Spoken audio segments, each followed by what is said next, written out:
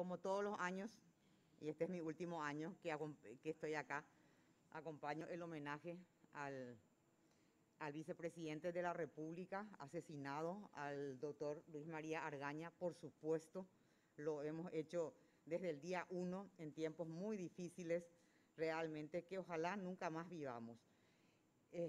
Puedo contar muchas anécdotas de discusiones con el doctor Argaña, como creo que todos nosotros tuvimos acá en algún momento, quienes lo conocimos personalmente, algunos desde el gremio de clínicas incluso, peleando algunas veces con él y otras veces, como yo conté acá, cuando lo llevaron preso a Carlos Filisola y no teníamos idea de dónde estaba realmente, y la preocupación porque nos negaban en todas partes dónde estaba Carlos, ¿verdad?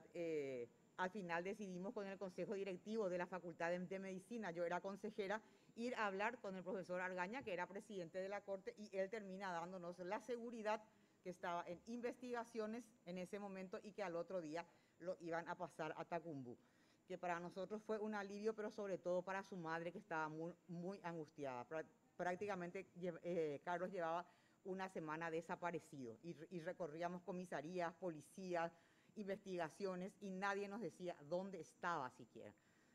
Así que él nos prometió al consejo directivo en ese momento, levantó el teléfono, preguntó dónde estaba, no nos dijo dónde estaba, pero nos dijo mañana le van a poder visitar en Tacumbú. Eso trajo un alivio, reitero, a su madre, que estaba ya muy enferma, muy angustiada, y a todo el gremio que en ese momento estábamos combatiendo a la dictadura. Incluso tuvo ese gesto porque podía también decir que no estaba. Así que nuestro recordatorio de todo lo que pasó, y también, como siempre, de las muertes, porque acá siempre se juzga lastimosamente y se reescribe la historia permanentemente.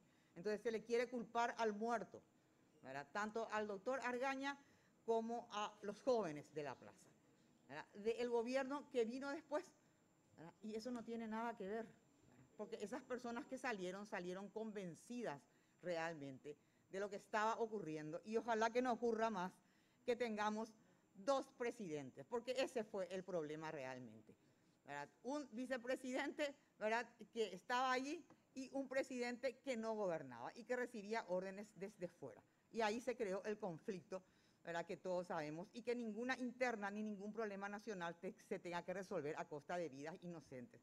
Así que nuestro homenaje al profesor Argaña, vicepresidente de la República del Paraguay, y por supuesto a los jóvenes que murieron, a quienes mataron en la plaza: José Miguel Zarza, Víctor Hugo Molas, Manfred Stark, Armando Espinosa, el querido Henry Díaz, que también siempre cuento que yo lo vi morir a Henry, o sea, no morir en el sentido acá en la esquina, en el Zodiac. Estábamos corriendo juntos y él se cae ahí y muere un día después, el balazo en la cabeza. Y a mí me quieren decir, Henry Díaz era un militante, ¿verdad?, era un joven que vino como cualquiera de los otros, y ahí cae, ya con muerte cerebral lo llevamos al hospital universitario. Increíble, o sea, a mí me quedó, realmente fue la primera vez así, un balazo. Y después nos quieren contar una historia que hubo un enfrentamiento entre los que estábamos en la plaza, pero sí estábamos todos corriendo. Cristóbal Espínola y Tomás Rojas, y así como muchos otros que también quedaron en el anonimato porque quedaron heridos y posteriormente fallecieron. Así que nosotros tenemos que aprender definitivamente, en primer lugar, que nadie pretenda reescribir la historia y encima reciente, ¿verdad? Porque los que estuvimos en la plaza, los que estuvimos acompañando, tanto protestando contra un magnicidio, y los que estuvimos acá en la plaza, no tenemos nada que ver, o sea, o tenemos un grado de responsabilidad con el gobierno que vino después, pero estos jóvenes no tienen nada que ver. Y nada justifica un magnicidio, absolutamente nada.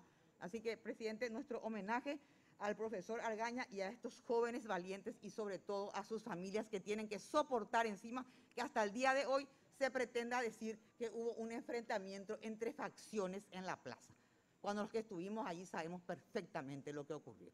Gracias.